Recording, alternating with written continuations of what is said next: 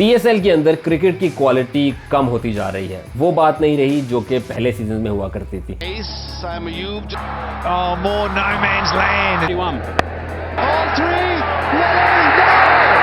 Bad fielding, इतनी worst fielding मैंने कभी भी पीएसएल में नहीं देखी।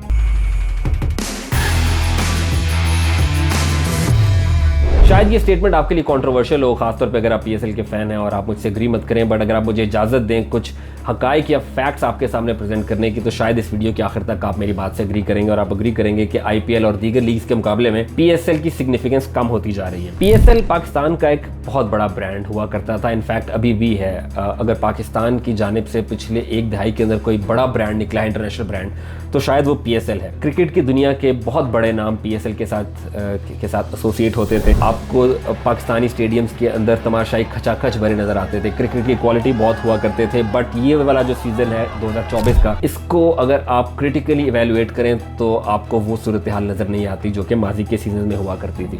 आप मेरे से डिसएग्री कर सकते हैं, बट मैं आपके सामने कुछ हकाइक रखता हूँ, उसके बाद फैसला करेंगे कि क्या सूरत हाल है। इससे पहले कि मैं आपको इसकी तौजीह दूं कि कैसे पीएसएल के अंदर क्रिकेट की क्वालिटी कम होती जा रही है, पहले आपको फ्रेंचाइज क्रिकेट का एक ओवरव्यू दे देते हैं कि दुनिया के अंदर कौन कौन सी लीग्स इस वक्त अहम लीग्स खेली जा रही हैं और वो किस किस मुल्क में है और उनका कब आगाज हुआ। सबसे पहले तो अगर आपको किसी एक मुल्क को सहरा देना हो T20 लीग स्टार्ट करने का, तो आपको इंग्लैंड को देना होगा। 2003 के अंदर इंग्लैंड के अंदर T20 ब्लास्ट के नाम से लीग का आगाज हुआ। इंग्लैंड के बाद ऑस्ट्रेलिया के अंदर 2005 में बिग बैश लीग का आगाज हुआ। 2008 के अंदर इंडिया के अंदर आईपीएल, जो कि एक बहुत अहम माइलस्टोन था फ्रेंचाइज क्रिकेट के लिए। उसके बाद बांग्लादेश में बीपीएल 2012 के अंदर, वेस्ट इंडीज के अंदर कैरेबियन प्रीमियर लीग 2013 के अंदर, पाकिस्तान के अंदर पीएसएल 2016 के अंदर, श्रीलंका के अंदर लंका प्रीमियर लीग का आगाज 2020 में हुआ और 2023 के अंदर 3 अहम लीग्स हैं उनका आगाज हुआ, जिसमें साउथ अफ्रीका के अंदर SA20 है, यूएई के अंदर ILT20 है और यूएस के अंदर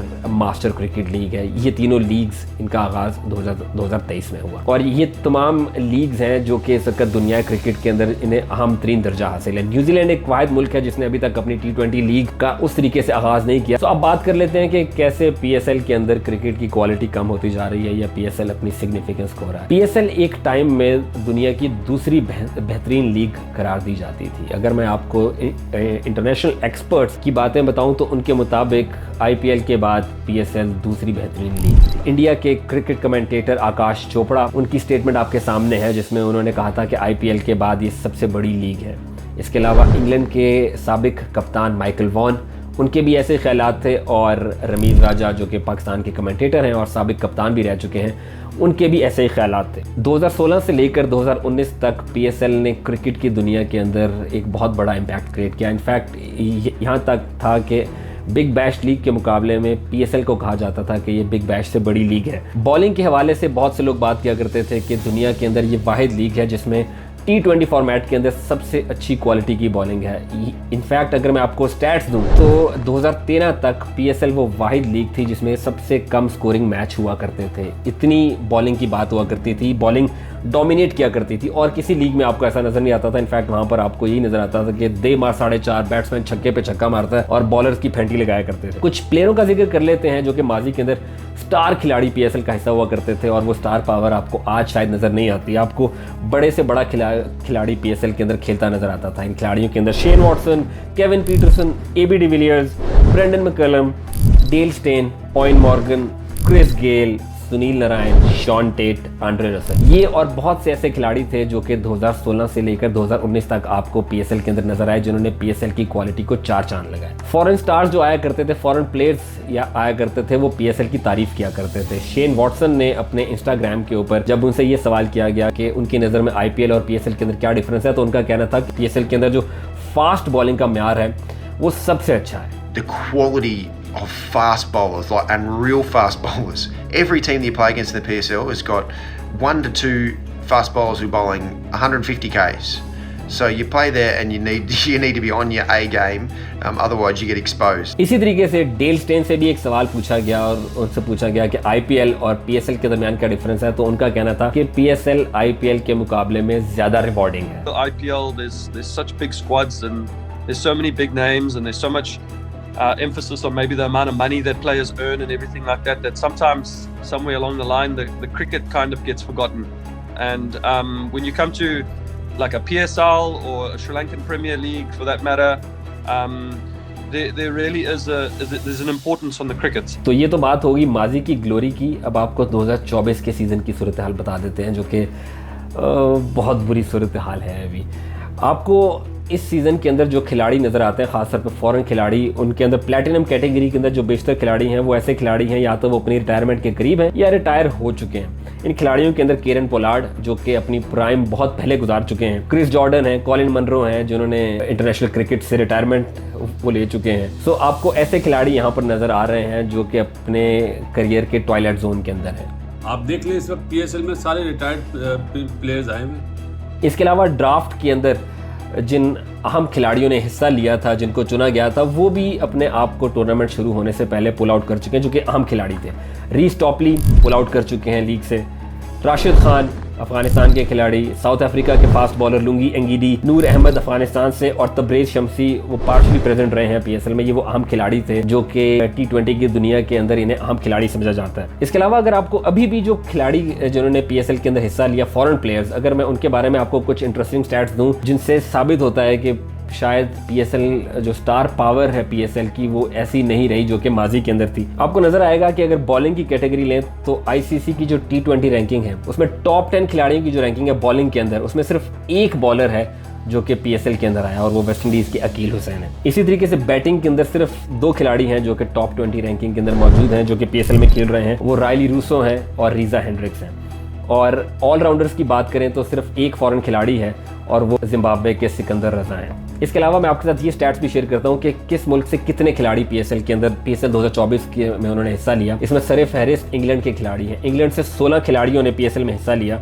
इंग्लैंड एक बहुत अहम क्रिकेटिंग नेशन है, बहुत बड़ी T20 क्रिकेटिंग नेशन है। तो लगता ही है कि अगर यार इंग्लैंड से पाकिस्तानी जो है वो PSL खिलाड़ी अट्रैक्ट कर रहा है तो इसका मतलब है कि PSL के अंदर कुछ पावर तो है। बट अगर आप उन खिलाड़ियों को एनालाइज करें तो आपको सूरत हाल मुख्तलिफ नजर आती है। आपको इंग्लैंड के जो टॉप 5 खिलाड़ी हैं 3 T20 रैंकिंग के अंदर, बैटिंग, बॉलिंग और ऑलराउंडर की कैटेगरीज के अंदर, तो टॉप 5 खिलाड़ी आपको PSL में नजर ही नहीं आएंगे। इंग्लैंड के टॉप बैट्समैन है रैंकिंग के अंदर फिल सॉल्ट, PSL में नहीं है। फिर जॉस बटलर दूसरे नंबर के ऊपर, वो भी PSL में नहीं है। फिर बॉलिंग के अंदर आदिल रशीद हैं, उनकी T20 रैंकिंग में बॉलिंग में वो पहले नंबर के ऊपर हैं। और आपको ऑलराउंडर्स के अंदर लिविंगस्टन और मोइन अली नजर आएंगे, वो भी PSL के अंदर नहीं है। सो 16 खिलाड़ी इंग्लैंड से तो हैं, बट जो टॉप 5 चोटी के इंग्लैंड के खिलाड़ी हैं T20 के, वो आपको PSL में नजर नहीं आते। इसके बाद 9 खिलाड़ी वेस्ट इंडीज से हैं। वेस्ट इंडीज से भी यही सूरत हाल है कि 9 खिलाड़ी तो हैं, बट जो उनके टॉप 2 बैट्समैन है T20 रैंकिंग के अंदर, वो PSL में नहीं है। ये 2 खिलाड़ी कौन है? ब्रेंडन किंग और निकोलस पूरन। ऑलराउंडर में भी देखें तो ऑलराउंडर में आपको जिनके टॉप ऑलराउंडर हैं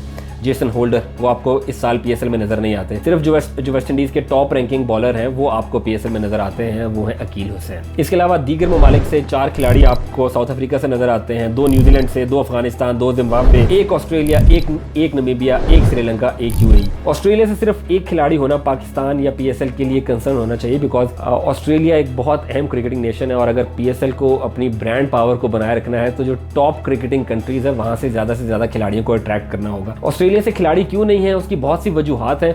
वो वजूहात आखिर में आपके साथ शेयर करूंगा कि PSL को किन इश्यूज़ का सामना है जिसकी वजह से हम खिलाड़ी PSL में नहीं आ पा रहे। अब कुछ बॉलिंग की बात कर लेते हैं। मैंने आपको शुरू में बताया था कि जो PSL को कहा जाता था कि ये बॉलिंग के लिए PSL के अंदर जो बॉलिंग का म्यार है वो शायद किसी और लीग में नहीं है, बट 2024 के अंदर आपको PSL की बॉलिंग का म्यार मैं आपके साथ शेयर करता हूँ 2 स्टैट्स के जरिए। आप शायद उससे अग्री ना करें क्योंकि क्रिकेट एक ऐसा गेम है जिसके अंदर वेरिएबल्स या जो एक्सटर्नल फैक्टर्स हैं वो बहुत ज़्यादा होते हैं। आपकी बैटिंग और बॉलिंग इस पर डिपेंड करती है कि मौसम कैसा है, पिच की कंडीशन कैसी है, या इवन बॉल की कंडीशन कैसी है। बहुत ज़्यादा एक्सटर्नल फैक्टर्स होते हैं। ग्राउंड की डायमेंशन कैसी हैं, आप अगर ग्राउंड की डायमेंशन छोटी हैं तो आप छक्के लंबे मार सकते हैं। तो इस तरह की बहुत सी चीज़ें हैं।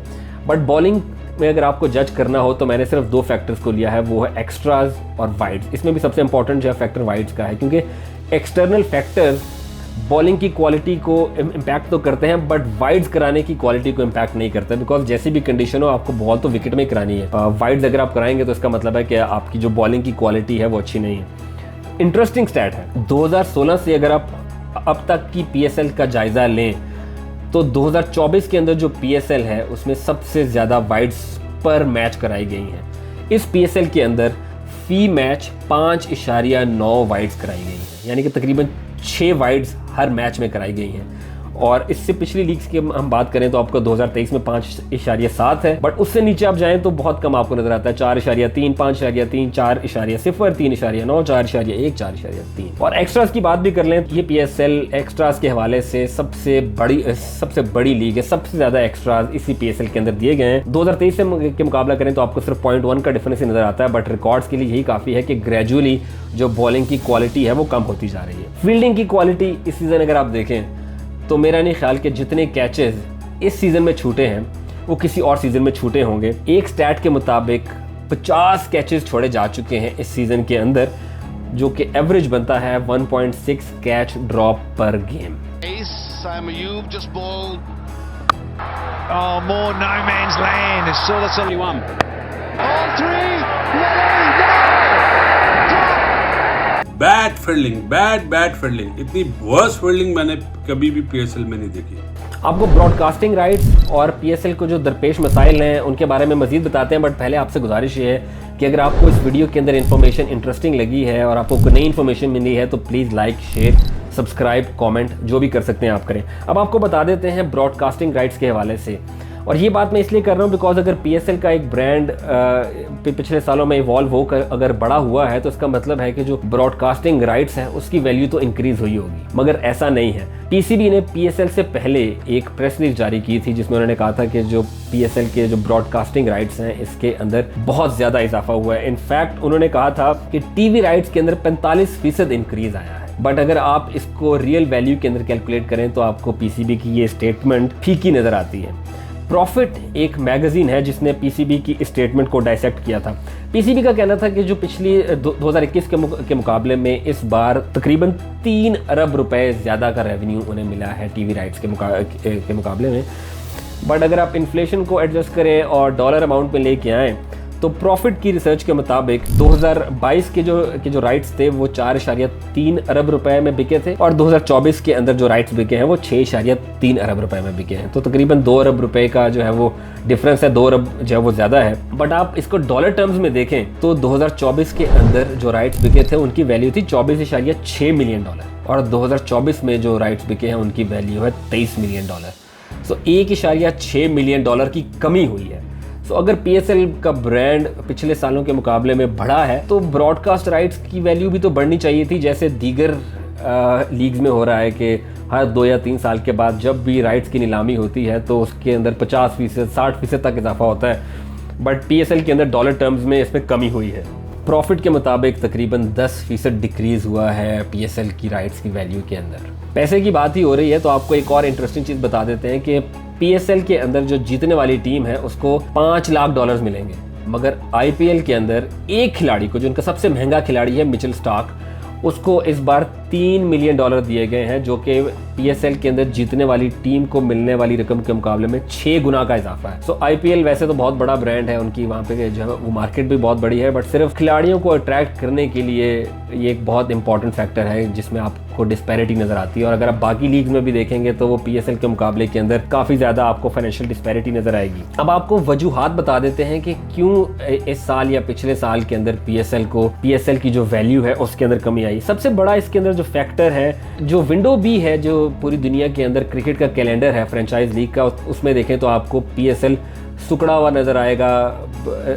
3 लीग्स पाकिस्तान PSL से पहले हो रही हैं और उसके फ़ौरन बाद ही PSL हो रही है, और जैसे PSL हो रही है तो इस बीच एक और लीग हो रही है जो कि ज़्यादा पैसे खिलाड़ियों को दे रही है, जिसकी वजह से PSL को बहुत ज़्यादा मुश्किलात का सामना है। अगर आप कैलेंडर देखें तो 7 से 24 जनवरी तक बिग बैश हुई। UAE के अंदर जो IL T20 है वो 19 जनवरी से 17 फरवरी तक हुई, और जो PSL है बाय द वे उसका आगाज़ 17 फरवरी को हुआ था। सो जिस दिन IL T20 का इख्तिताम हुआ उसी दिन PSL का आगाज़ हुआ। और बांग्लादेश प्रीमियर लीग 19 जनवरी से लेकर 6 मार्च तक खेली गई, यानी कि जब PSL चल रही थी तो उस बीच बांग्लादेश प्रीमियर लीग भी चल रही थी। तो PSL सैंडविच हुई है बहुत सारी लीग्स के दरमियान, जिसकी वजह से बहुत सारे खिलाड़ी वो प्रेफर करेंगे कि वो उन लीग्स को चुने जहां पर उनको पैसा ज़्यादा मिलता है, और IPL से ज़्यादा पैसा देने की पावर किसी के पास नहीं। और IPL के बाद जो है वो साउथ अफ्रीका की जो SA20 लीग है वो सबसे ज़्यादा पैसा दे रहे हैं IPL के बाद। शेड्यूलिंग विंडो तो एक ऐसी चीज़ है जिसके बारे में आप कह सकते हैं कि शायद PCB के हाथ में नहीं, खैर उसको भी मैनेज किया जा सकता है, बट चले मान लेते हैं कि वो उनके हाथ में नहीं। बट आप साथ साथ जो चीज़ें आपके अपने हाथ में हैं उसको तो आप ठीक कर सकते हैं। उसमें सबसे बड़ी चीज़ जो है वो फैंस एक्सपीरियंस है। PSL तब तक बड़ा ब्रांड नहीं बन सकता जब तक आप फैंस का एक्सपीरियंस बेहतर नहीं करेंगे और उनको स्टेडियम्स में नहीं लेकर आएंगे। अभी भी इस PSL के अंदर जो कराची के अंदर मैचेस हुए उसमें आपको ग्राउंड खाली नज़र आए। अगर आप लाहौर या पिंडी की बात कर लें या मुल्तान की बात कर लें तो आपको हाउसफुल मैचेस भी मिले, बट कराची के अंदर आपको ग्राउंड्स बिल्कुल खाली नज़र आए। और उसकी बहुत सारी वजूहात हैं। आपको याद होगा जब UAE के अंदर लीग हुआ करती थी तो बहुत सारी इनोवेशन नज़र आया करती थी। आपको डांसिंग कंपटीशन नज़र आया करते थे, किसी के ऊपर कैमरा जाता था वो हेड एंड शोल्डर्स वाला जो है वो अपने डैंड्रफ साफ़ किया करता था, या अगर फैंस के ऊपर कैमरा, एक GoPro कैमरा हुआ करता था, एक्शन कैमरा, जो कि फैंस खुद अपने हाथ में पकड़ कर अपनी वीडियोस बनाया करते थे, जिसकी वजह से जो ब्रॉडकास्ट है उसके अंदर एक नई इनोवेशन आती थी। या इवन इस सीज़न के अंदर आपको एक ही कंपटीशन नज़र आता है, वो ये है कि कौन कैमरे के सामने खड़ा होकर पेप्सी पी रहा है और उसको 1 करोड़ रुपया मिलेगा। सो आपने जो इनोवेशन है या जो जिसको आप गेम के अलावा जो वैल्यू एडिशन है वो भी PSL नहीं कर पाया। इनफैक्ट जो इस बार जो ट्रॉफ़ी की अनवेलिंग हुई वो भी बहुत ही ज़्यादा इनफॉर्मल और बहुत ही ज़्यादा नॉन सीरियस तरीके से हुई। आपको 3 खिलाड़ी जो है वो अपनी किट्स में नज़र आए, 2 ने जो है वो बहुत ही इनफॉर्मल कपड़े पहने हुए हैं। सो आपको PCB की तरफ से नॉन सीरियस एटीट्यूड या इवन फ्रेंचाइज की तरफ से भी नॉन सीरियस एटीट्यूड नज़र आया। अब आखिर में बात को कंक्लूड करते हुए आई थिंक पाकिस्तान के लिए ये बहुत इंपॉर्टेंट है कि एक ऐसा ब्रांड जो कि 10 साल के अंदर पाकिस्तान का वाहिद ब्रांड सामने आया था उसके ऊपर फोकस किया जाए, बट उसके अंदर बहुत से प्रॉब्लम्स हैं। डॉलर प्राइस पाकिस्तान के अंदर, डॉलर की जो अप्रिसिएशन हुई है इसकी वजह से पाकिस्तानी फ्रेंचाइजीज़ को बहुत मुश्किलात हैं, बिकॉज उन्होंने जो प्लेयर्स को पेमेंट करनी होती है वो डॉलर में करनी होती है, बट उनकी जितना भी रेवेन्यू जनरेशन है वो रुपये के अंदर होता है। सो फ्रेंचाइज के लिए खिलाड़ियों को पैसे देना बहुत मुश्किल हो रहा है। इनोवेशन की मैंने बात की, कोई इनोवेशन नहीं हो रही, कोई फॉर्मेट के अंदर चेंजिंग नहीं आ रही। जो PCB के अंदर पॉलिटिकल इंटरफेरेंस है, इंस्टेबिलिटी है, बहुत ज़्यादा है। और 3 महीने के बाद जो है वो क्रिकेट का चेयरमैन, आपका PCB का चेयरमैन चेंज हो जाता है। और आखिर में ये पाकिस्तान के लिए बहुत अहम है कि PSL की जो सिग्निफिकेंस है उसको इंक्रीज़ किया जाए, बिकॉज़ शायद एक यही वो ब्रांड है जिसने पाकिस्तान को पिछले 10 सालों के अंदर ग्लोबल मैप के ऊपर, ग्लोबल स्पोर्टिंग मैप के ऊपर डाला है।